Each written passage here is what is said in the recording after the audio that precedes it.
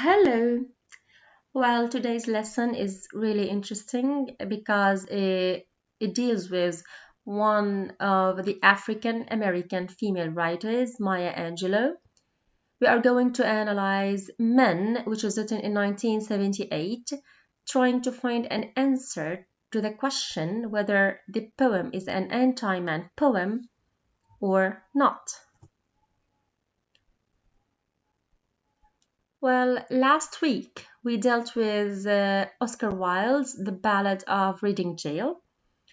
We discussed together the rhyme scheme, symbols, themes, historical and social contexts of the poem, and which ethical value the poem introduces to its readers. Well, for today, we are going to have a short background about Maya Angelou's life and literary works. We will read together the poem, then we will try to analyze the main concepts, rhyme scheme, and main issues in the poem. After this, you're going to be given 10 to 15 minutes group discussion.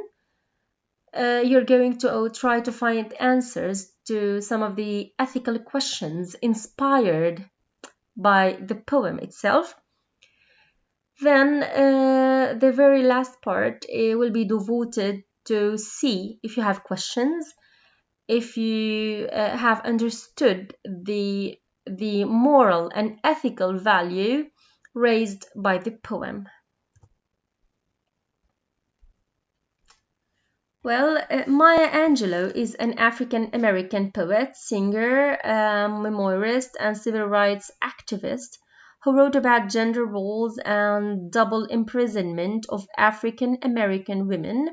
She is well known for writing autobiographies, 3 books of essays, several books of poetry, plays, and TV shows. Well, Angelo is best known for I Know Why the Caged Bird Sings and On the Pulse of Morning.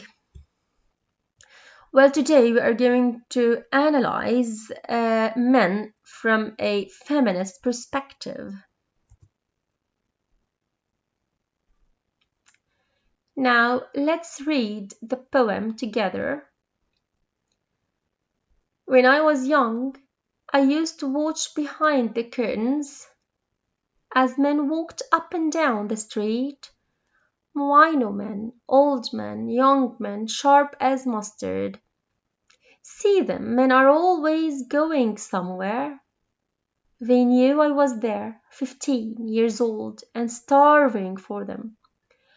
Under my window, they would pauses, their shoulders high like the breasts of a young girl, jacket tails slapping over those behinds, men. One day they hold you in the palms of their hands, gentle, as if you were the last raw egg in the world. Then they tighten up, just a little. The first squeeze is nice, a quick hug, soft into your defenselessness. A little more. The hurt begins. Wrench out a smile that slides around the fear. When the air disappears, your mind pops, exploding fiercely, bravely, like the head of a kitchen match, shattered.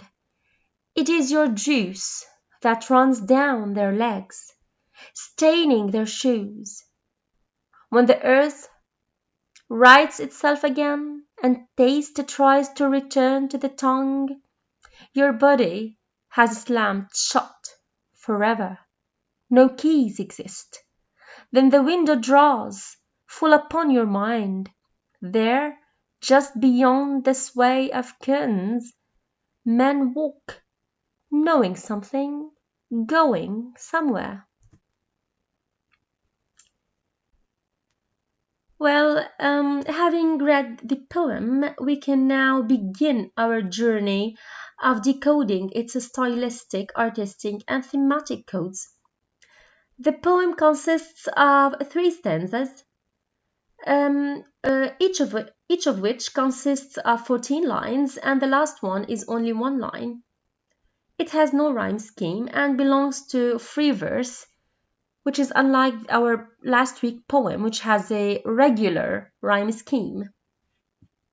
Well, the poem depicts the story of a 15-year-old young woman being raped. The image of sexual violence and rape is supported in the text. If you read in the second stanza, there are several images about defenselessness, hurt, mind pops exploding fiercely, shattered, and then the image of the juice running down their legs, and the hug that wrench out a smile that slides around the fear. The idea of fear dominating in the sexual intercourse entails sexual violence and rape.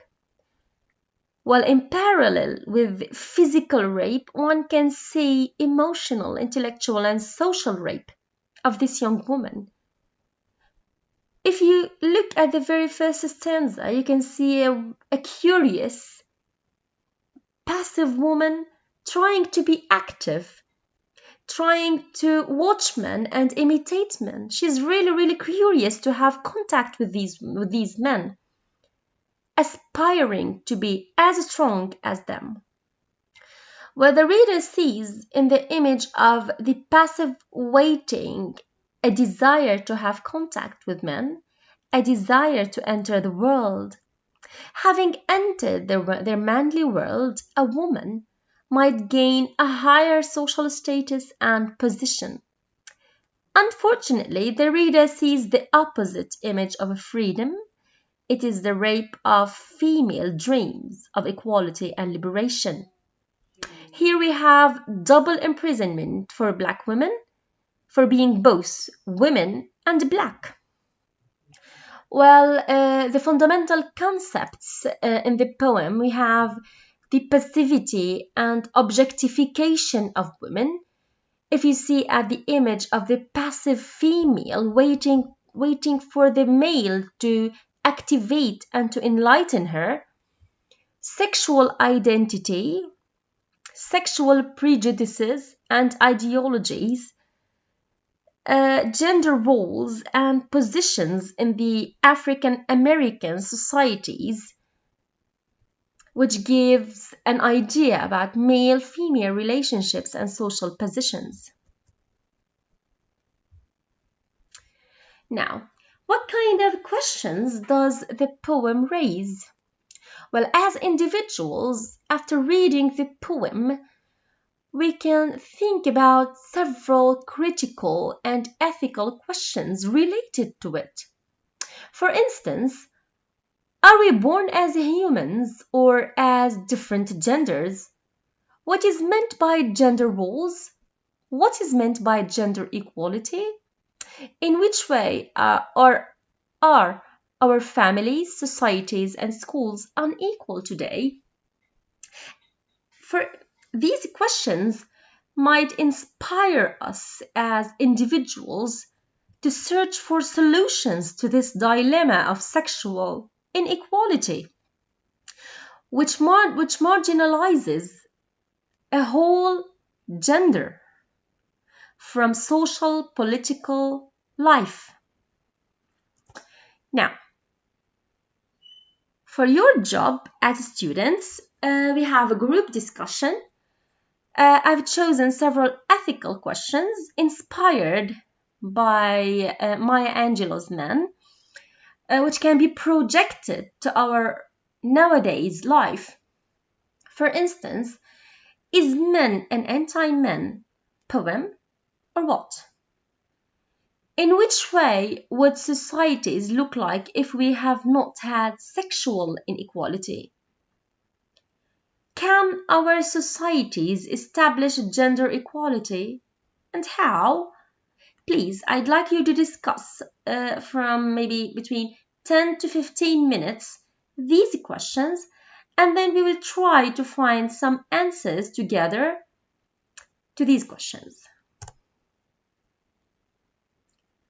Well, for our last part, I'd like to revise with you how Maya Angelou's Men is about man-woman relationship.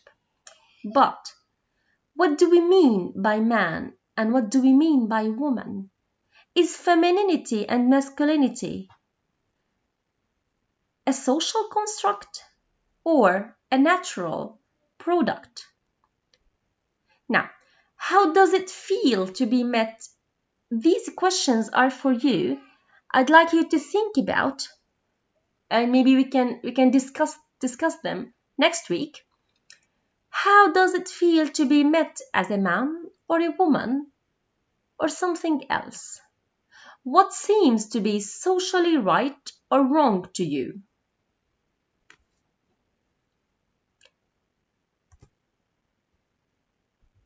Now, thank you for listening. It was a really enjoyable discussion with you. And I wish you that you've enjoyed our poem by our great writer Maya Angelou. Thank you.